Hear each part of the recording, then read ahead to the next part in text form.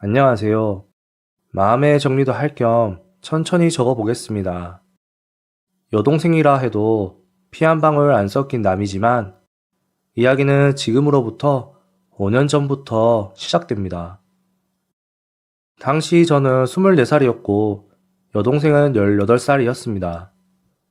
저는 회사에 취업 후 자취하기 시작했을 때에 요리는 당연히 할 줄 모르고 밥하는 것도 귀찮아서 매일 퇴근하면 집 근처 술집에 식사 겸 한잔 하러 갔었는데 그때 그 술집에서 아르바이트 하던 게 제 동생입니다. 뭐 그래도 이때는 동생 관계가 아니었습니다. 이 술집에서의 만남은 제 인생을 크게 바꾸는 만남이었습니다. 주 4일은 밥 먹으러 다니니까 점장님도 기억할 수 있었고 저도 반대로 대충 어떤 아르바이트생이 있는지도 기억하고 있었습니다. 특히 여동생은 주 6일을 아르바이트를 했기 때문에 인상적이었습니다. 그래서 평소처럼 자리를 잡고 한 잔 마시면서 밥을 먹고 있었는데 그날이 토요일인데다 평소보다 더 붐볐습니다. 20여 개 있는 테이블도 제 옆자리만 비어 있을 정도였습니다. 사람이 너무 많아서 혼자 테이블 차지하고 있는 게 눈치가 보여 후딱 마저 먹고 나가려고 생각하고 있었는데 느닷없이 누군가 말을 걸었습니다. 저기 죄송한데 옆에 좀 앉아도 될까요?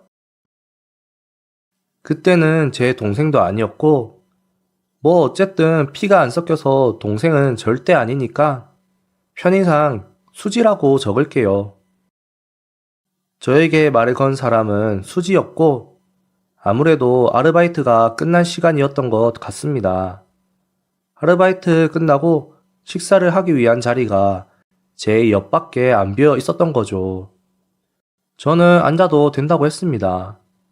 하지만 그와 동시에 복장의 초라함에 눈이 갔습니다. 제 또래의 여자로 보이는데 때 묻은 티셔츠에 촌스러운 청바지, 그리고 낡은 컨버스. 주 6일이나 아르바이트 하는데 옷 살 돈이 없나? 돈을 모으고 있나? 라는 의문이 들어도 머릿속의 생각으로만 끝났지 물어볼 수는 없었습니다. 그날은 결국 대화다운 대화도 나누지 못했지만 왠지 호기심이 생겼습니다. 수지가 자리에서 일어난 후 가게 점장님께 수지에 대해서 무심코 물어봤습니다. 수지 씨는 뭔가 학비라도 모으고 있어요? 훌륭하네요. 나이도 젊은데. 왜 그렇게 생각해? 아니, 올 때마다 항상 아르바이트를 하고 있고 옷도 잘 안 사 입는 것 같아서요. 아니, 쟤는 집안 사정이 많이 복잡해. 사정이 많이 딱해. 그래서 안타까워서 아직 고등학생이지만 아르바이트 쓰는 거야. 아, 그래요? 고등학생인데 참 대단하네요. 반했어? 반하진 않았지만 왠지 모르게 흥미를 갖게 되었습니다. 그래서 기분 나쁘지 않은 수준으로 가게에서 말을 걸거나 자연스럽게 들리는 이야기들을 듣기를 3개월 정도 계속하던 어느 날 우연히 제가 가게 뒷문을 나온 타이밍에 수지가 가게 뒤에서 고함을 지르는 목소리를 들었습니다. 근처로 가보니 통화 중이었고 들으려고 했던 건 아닌데 고함을 지르는 모습에 무슨 일인지 궁금하여 근처에서 통화하는 것을 엿들었습니다. 들려온 내용은 자세하게 못 알아들었는데 뭔가 돈 때문에 옥신각신 하는 것 같았습니다. 어제 30만 원 줬는데 왜? 이런 대화였습니다.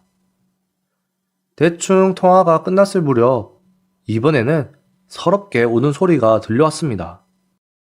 자주 봐서 친하다고 착각한 저는 그 순간 무슨 일인진 몰라도 도와주지 않으면 안 된다는 생각에 용기를 내서 말을 걸었습니다.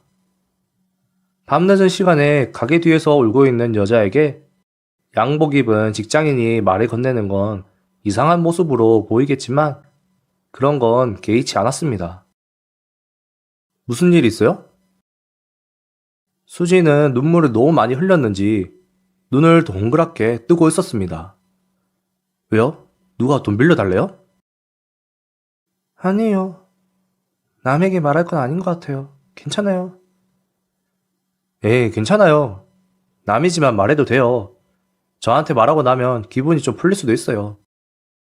수지는 고개를 숙이면서 띄엄띄엄 자신에 대해서 이야기하기 시작했습니다. 아버지는 없으시고 어머니뿐이신데 집에 정말 돈이 없는데 어머니는 전혀 일하지 않으시고 수지가 번 돈으로 생활을 하고 계신다는 겁니다. 나라에서 나오는 돈이 있으면 그 돈으로는 사치를 하시고 생활비는 전부 수지가 드리는데도 불구하고 어머니는 돈이 떨어지면 수지한테 전화해서 막말을 하셨다고 합니다. 그래서 정말 못 사는 동네에서 겨우겨우 살고 있는데 최근엔 전기세랑 가스세도 못 내고 있어서 힘들어서 울었다고 하더라고요. 얘기를 들으면서 저도 모르게 눈물이 났습니다. 저는 얘기를 다 듣고 제 지갑에 있는 돈을 모두 꺼내 수지한테 줬습니다. 수지는 절대 못 받는다고 했는데 저는 그냥 막무가내로 줬습니다. 언제든지 괜찮으니까 갚을 수 있을 때 돌려달라고 했습니다. 그래도 수지는 계속해서 거절을 했습니다. 괜찮으니까 받아요. 나중에 못 갚더라도 상관없으니까 받아도 돼요. 돈 안 갚는다고 겁주는 그런 사람 아닙니다. 이 말을 듣고 되게 고마워하며 제가 준 돈을 받았습니다. 그 후 수지를 집에 데려다 주고 연락처를 교환했습니다. 수진의 집은 정말 비바람만 겨우 막을 수 있을 것 같은 아주 오래된 주택이었습니다. 그걸 보고 저는 울컥하는 기분이 들었습니다. 돈은 2주 뒤에 돌려줬습니다. 저는 무슨 일이 있을 때마다 수지를 신경 썼습니다. 아르바이트만 하니까 공부가 소홀해진 건 아닌지 그런 생각이 들어서 가르쳐 주거나 집에 안 쓰는 물건 같은 것도 주고 했습니다. 고등학생과 사귀는 사이거나 그런 건 절대 아니었고 친구처럼 꽤 친해져서 제 집에도 자주 들락날락 했습니다. 알게 된 지 1년 정도 지난 시점에는 살이 빠져서 안색도 별로 안 좋아 보였던 애가 누가 봐도 건강하게 보일 정도로 살도 붙었습니다. 예전에 저를 만나기 전에는 아침, 점심 거르고 하루에 한 끼 먹는 게 전부였다고 했습니다. 상상만 해도 또 눈물이 나네요. 그래서 저는 제 집에 놀러 올 때면 먹고 싶은 거 항상 사주고 아르바이트 끝나면 배가 찢어지게 먹을 수 있도록 해줬습니다. 그러다 수지가 고등학교 졸업이 얼마 안 남을 무렵에 한밤중에 저에게 전화를 했습니다. 상당히 동요하는 목소리였고 숨을 제대로 못 쉬는 것 같았습니다. 통화로는 대화가 어려웠고 결국 저는 수지의 집으로 향했습니다. 집에 도착하니 수지가 나왔는데 눈물 범벅인 얼굴과 토사물이 얼굴과 옷 여기저기에 묻어 있었습니다. 천천히 진정시키고 무슨 일이냐고 물으니 어머니께서 갑작스레 심장마비로 술집 화장실에서 쓰러졌다는 겁니다. 계속 눈물만 흘리고 어쩔 줄 몰라 하는 수지를 데리고 어머니께서 옮겨진 병원으로 함께 갔습니다. 병원에 도착하자 이미 어머니께서는 안치소 같은 곳에 있었습니다. 같이 술을 마셨던 것 같은 아저씨가 거기에 있었습니다. 화장실에서 볼일 볼 때 심장마비를 일으켰나 봐. 수지는 계속 울었고 저도 어떻게 해야 할지 몰라서 저는 그냥 나왔습니다. 근데 그때나 지금이나 저는 깊이 생각을 안 한다던가 제멋대로인 면이 있는 건 알고 있지만 수지 어머니께서 쓰러지셨다고 했을 때 차라리 이게 잘된 게 아닐까 생각했습니다. 지금까지 수지를 괴롭혔고 수지도 자유로워질 수 있다고 생각했거든요. 하지만 수지는 효도를 못했다던가 자기가 신경 쓰지 않았기 때문에 죽었다면서 흐느껴 울었습니다. 확실히 자기를 힘들게 했던 사람이라도 유일한 가족이었기에 어머니를 잃은 수지의 슬픔은 깊었습니다. 그 후 장례식이니 뭐니 하는 것은 어머니의 형제간에 거행하게 된 모양이었습니다. 그 장례식에서 앞으로 수지는 어떻게 해야 할지에 대해서 형제들끼리 대화를 나눈 것 같은데, 일단 미성년자이니까 누군가가 수지의 양친권자가 되어야 하는데 아무도 맡으려고 하지 않았습니다.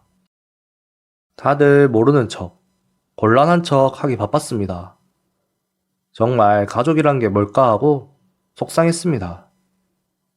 고등학교를 졸업하면 취직해서 독립할 거고 미용사가 되고 싶다고 딱 한 번 말한 적이 있었는데, 하고 싶은 것을 할 수 있는 환경에서 꿈을 이뤘으면 좋겠다는 제 바람과는 달리 잘 안 될 것 같아 보여서 슬펐습니다. 결국 마지못해 수지의 이모가 돌보게 됐는데, 저는 아무래도 납득이 가지 않아서 한 가지 생각을 하게 되었습니다. 여자친구도 아니고 미성년이고 주위의 시선들도 신경 쓰였지만 그래도 저는 수지가 행복하길 바랬습니다. 제가 행복하게 해준다거나 그럴 자신도 없었지만 제 입이 먼저 움직였습니다. 수지야, 우리 집으로 와. 네? 돈 없지? 그러니까 우리 집에서 살아. 무슨 생각이에요? 그동안 힘들었잖아. 앞으로는 그만 힘들었으면 좋겠어. 그러니까 내 동생으로서 우리 집에 와서 살아. 여동생이요? 그럴 수는 없어요. 몇몇 대화를 더 나눴는데 결국 수지가 결정하기까지 일주일 정도 걸렸고, 최종적으로 반년 동안만 신세 지는 걸로 해서 제 집에 오기로 했습니다. 일단 친권자가 되신 아주머니께 허락을 받기 위해서 면담을 했더니 아니나 다를까 흔쾌히 승낙을 하셨습니다. 그때의 표정은 짊어지던 짐이 없어진 것 같은 안도의 표정이셨는데 평생 잊지 못할 표정이었습니다. 그리고 저와 수지의 남매 생활은 고등학교 졸업을 기점으로 시작되었습니다. 같이 살기 시작했을 때 뒤늦게 제 부모님께도 말씀을 드렸는데, 특히 아버지께서 너는 훌륭한 남자야 라며 상당히 응원해 주셨기 때문에 큰 걱정 없이 수지를 돌볼 수 있었습니다.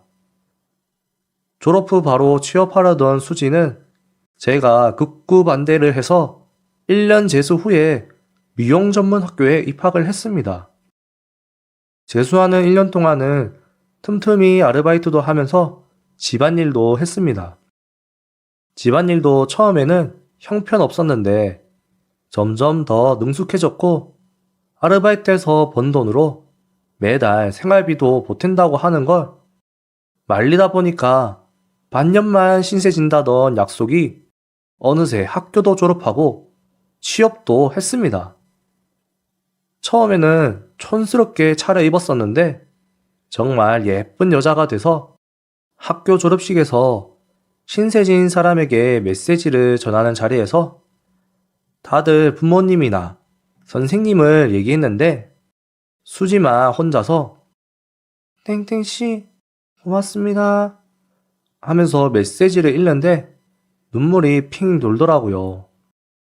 처음에는 다음 달에 꼭 저에게 신세진 거 갖고 나가서 살 거라는 게 말버릇이었는데 언제부턴가 조금만 더 지내도 될까요? 라는 게 말버릇이 되어 있었습니다.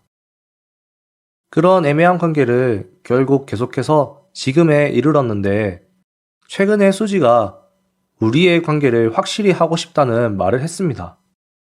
저는 20대를 거의 수지에게 바쳤고 여자로서 의식하지 않았다고까지는 말할 수 없지만 우연히 손이라도 스치면 수지는 겁을 먹는 듯 했었고, 처음 2년 동안은 돌아가신 어머니한테 원망받는다고 밤이면 밤마다 울고불고 최근 1년 동안은 화가 치미는 일도 많았습니다. 그래도 언제부터 좋아했는지는 모르겠지만 행복하길 바라는 여자를 평생 행복하게 해주기 위해 프로포즈를 위한 반지를 샀습니다. 그리고 오늘 처음으로 만났던 술집에서 프로포즈를 했습니다. 상대도 어렴풋이 눈치는 채고 있었겠지만 실제로 프로포즈를 하니 펑펑 울면서 숨쉬기도 힘들어해서 대답이 좀처럼 돌아오지 않아 매우 초조했습니다. 나와 함께 끝까지 있어줄래? 지금까지 5년 동안 같이 있었는데 앞으로 10년, 20년 나와 함께 있어줄래? 닭똥 같은 눈물을 펑펑 쏟아내기 시작하는데 아르바이트생들 총 출동해서 축하해주려던 점장도 너무 소란스럽고 대답이 돌아오지 않아 초조함이 극에 다다를 때 진정이 된 수지가 그동안 너무 불안했다고 얘기를 하기 시작했습니다. 지금까지 너무 무서웠어요. 언젠가 헤어져야 하는데 계속 생각은 하는데도 신세는 계속 지고 있으니까 눈치 없이 폐를 끼치는 건가 싶고 또 저 때문에 청춘을 망치신 것 같았어요. 그러니까 제가 아무리 좋아해도 좋아한다고 말하면 안 된다고 생각을 했어요. 엄마는 힘들게만 살다가 돌아가셨는데 나만 이렇게 행복하게 살면 못된 거라고 생각을 했어요. 눈물 범벅된 얼굴로 흐느끼며 여자로 안 보는 것 같아 괴로웠다는 등의 얘기 끝에 프로포즈를 받아줬습니다. 집으로 돌아오는 길에도 울었는데 집에 도착해서는 너무 늦게 프로포즈 했다며 저에게 화도 냈습니다. 돌이켜보면 정말 그날 수지에게 말 걸어서 다행이라고 진심으로 생각합니다. 동시에 그때 제가 말에 걸지 않았다면 어떻게 되었을까 하고 생각하면 괴롭네요. 진심으로 사랑할 수 있는 사람을 만난 것에 하루하루 감사하면서 살겠습니다. 사연자분도 그날의 대화로 인해 결혼까지 하게 될 줄은 꿈에도 몰랐을 겁니다. 용기 있는 자가 사랑을 쟁취한다고 여러분도 마음을 전하고 싶은 사람이 있다면 용기 내서 마음을 전해보시는 게 어떨까요? 저 또한 용기 내서 마음을 전해보겠습니다. 시청해주셔서 감사합니다.